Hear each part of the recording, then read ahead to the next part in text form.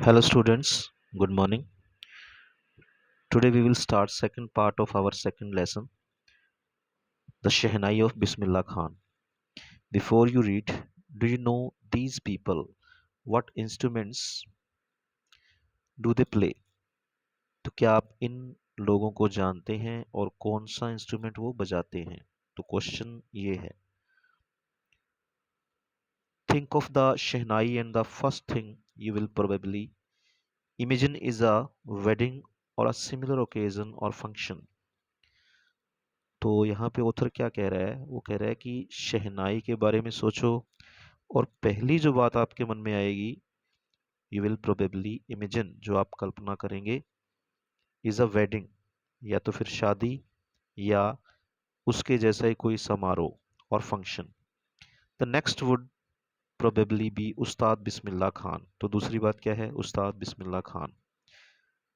The shehnai maestro. Shehnai maestro mean shehnai बजाने में जो माहिर. प्लेइंग दिस इंस्ट्रूमेंट, तो ये इंस्ट्रूमेंट वो बजाते थे. Emperor Aurangzeb banned the playing of a musical instrument called pungi in the royal residence, for it had a shrill, unpleasant sound.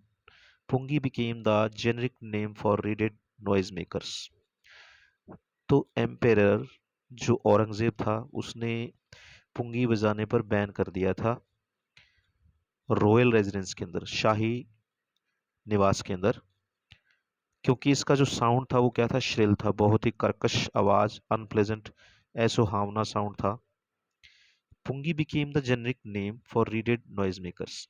तो पुंगी जो है वो जेनरिक नेम दिया गया था नॉइज मेकर्स. रीडेड मतलब बांसुरी. रीडेड क्या होता है? बांसुरी को कहा गया है. तो जो रीडेड है उसे बांसुरी को कहा गया है. और जेनरिक नेम है. Generic name in group, a name given to a class, group as a whole, or group as a whole. Few had thought that it would one day be revived. तो कुछ ने सोचा कि इसे दोबारा से revived मतलब दोबारा याद किया जाएगा. अ barber of a family of professional musicians. तो एक जो नाई था, प्रोफेशनल म्यूजिशियंस के परिवार से था वो. Who had access to the royal palace, जिसकी पहुंच थी शाही महल तक. Decided to improve the tonal quality of the pungi. तो उसने जो है पुंगी की आवाज़ को सुधारने के लिए डिसाइड किया कि वो इम्प्रूव करेगा, उसके अंदर सुधार लाएगा. He choose a pipe with a natural hollow stem. तो उसने एक पाइप चूज की जिसके अंदर क्या था? मतलब अंदर एक सुराख जैसे. That was longer and broader than the pungi, जो कि लंबा और चौड़ा पुंगी से ज्यादा था. And made 7 holes on the body of the pipe. Pipe के अंदर क्या किया उसने? 7 होल्स बना दिए, 7 सुराख कर दिए. When he played on it, जब उसने इसको बजाया, closing and opening some of these holes, soft and melodious sounds were produced. तो जब उन्हें बंद किया गया और खोला गया, मीन्स उंगलियों का यूज करके, तो उसने क्या किया? मेलोडियस, बड़ा ही स्वीट साउंड प्रोड्यूस किया. He played the instrument before royalty and everyone was impressed. तो रॉयल्टी, शाही दरबार के अंदर उसे बजाया गया और हर कोई इससे इम्प्रेस हुआ. The instrument so different from the pungi had to be given a new name. जो इंस्ट्रूमेंट था पुंगी से अलग था और उसे एक अलग नाम देना पड़ा. एज द स्टोरी गोज, एक कहानी के अनुसार क्या था? Since it was first played in the shah's chambers. Chambers mean दरबार.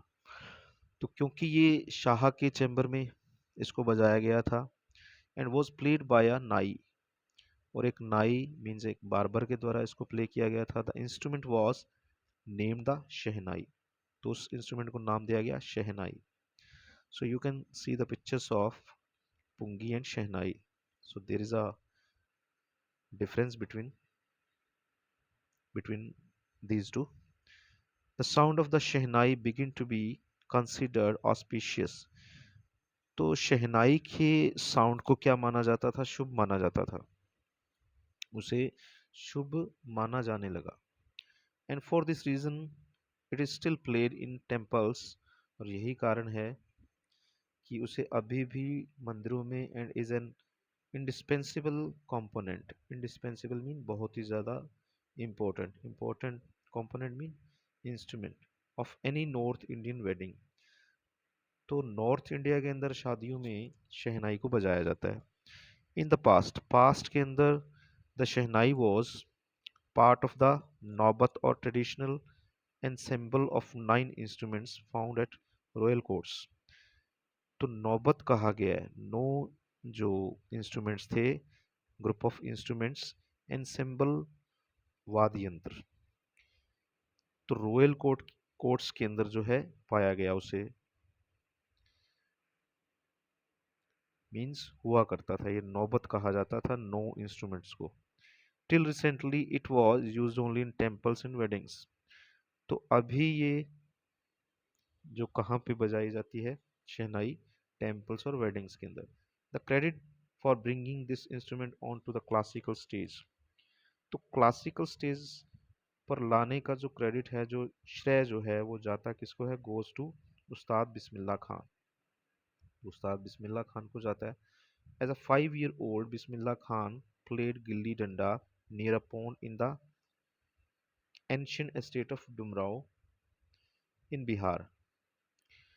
तो 5 साल की उम्र में बिस्मिल्लाह खान जो है गिल्ली डंडा खेला करते थे, प्राचीन जो एस्टेट है डुमराव इन बिहार, बिहार के अंदर। He would regularly go to the nearby Bihari ji temple to sing the Bhojpuri chaita. तो पास के ही मंदिर में, बिहारी जी मंदिर के अंदर वो जाया करते थे भोजपुरी चैता गाने के लिए। At the end of which he would earn a big laddu weighing 1.25 kg, a prize given by the local maharaja. तो 1 किलो 250 ग्राम का एक जो लड्डू उनको दिया जाता था इनाम के रूप में, लोकल महाराजा के द्वारा, मीन 1.25 किलो जो हम कह सकते हैं। दिस हैपन 80 years ago, 80 साल पहले हुआ था ये। And the little boy has travelled far to earn the highest civilian award in India. Highest civilian award जो है द भारत रत्न, तो उन्हें भारत रत्न की उपाधि से भी नवाजा गया, तो उनको सिविलियन अवार्ड दिया गया, उच्च या श्रेष्ठ नागरिक का जो अवार्ड जो उनको दिया गया, Bharat Ratna. Born on 21 March 1916, Bismillah belongs to a well known family of musicians from Bihar. Bihar के अंदर उनका जन्म हुआ 1916 में 21 मार्च। तो एक अच्छे परिवार से, मतलब जाने पहचाने परिवार से म्यूजिशियंस के वो बिलोंग करते थे। His grandfather Rasool Bakhsh Khan was the shehnai nawaz of the Bhojpur kings court. Bhojpur राजाओं के दरबार के अंदर जो शहनाई नवाज थे, उस उनके दादाजी। His father Paigambar Bakhsh and other paternal ancestors were also great shehnai players. तो उनके पिताजी पैगंबर बख्श और बाकी जो पैटर्नल एंसेस्टर्स मीन उनके जो पूर्वज थे, उनके पिता के परिवार से संबंध रखने वाले, और ऑल्सो ग्रेट शहनाई प्लेयर्स, तो वो भी अच्छे शहनाई प्लेयर थे।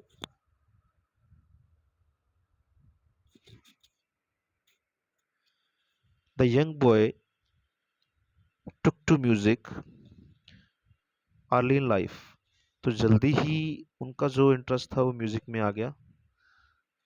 Eight the age of 3,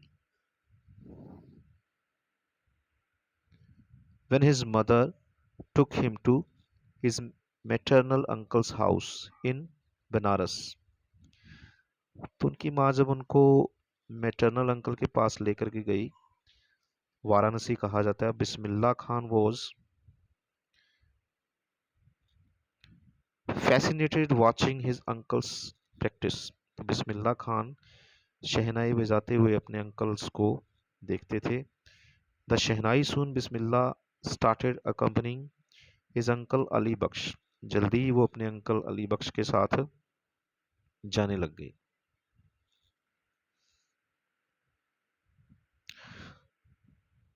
to the Vishnu temple of Banaras where Bakhsh was employed to play the shehnai. तो विष्णु टेम्पल जाया करते थे बनारस के अंदर, जहाँ पर कि उनके अंकल एम्प्लॉयड मतलब वहाँ पर काम करते थे, वो शहनाई बजाते थे। Ali Bakhsh would play the shehnai and Bismillah would sit captivated, बहुत ही ज़्यादा फैसिनेट होते हैं, फॉर आवर्स ऑन एंड, वहाँ पर बैठे रहते, बड़ा ध्यान मगन होकर के सुनते थे। Slowly he started getting lessons in playing the instrument, धीरे धीरे वो खुद सीखने लग गए। And would sit practising throughout the day, सारा दिन वो प्रैक्टिस करते थे। For years to come the temple of Balaji, Balaji कई सालों तक वो बालाजी टेम्पल में आया करते थे। एंड मंगला मया, ये दो मंदिरों के नाम हैं।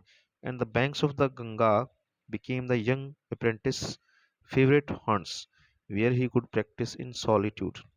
तो गंगा के किनारे पर वो बैठा करते थे, अप्रेंटिस मीन सीखने वाला, लर्नर।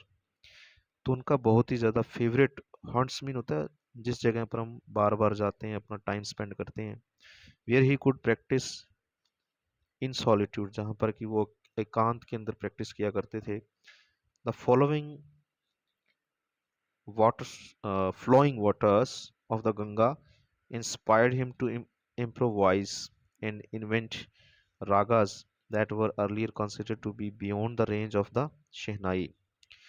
तो यहाँ पर उन्होंने बहुत सारे जो राग है वो तैयार किए, इंस्पायर्ड मतलब गंगा के बहते हुए पानी से ही वो अपने रागों को इम्प्रोवाइज मीन्स नया रूप देते थे या उनको इन्वेंट करते थे वहाँ पर।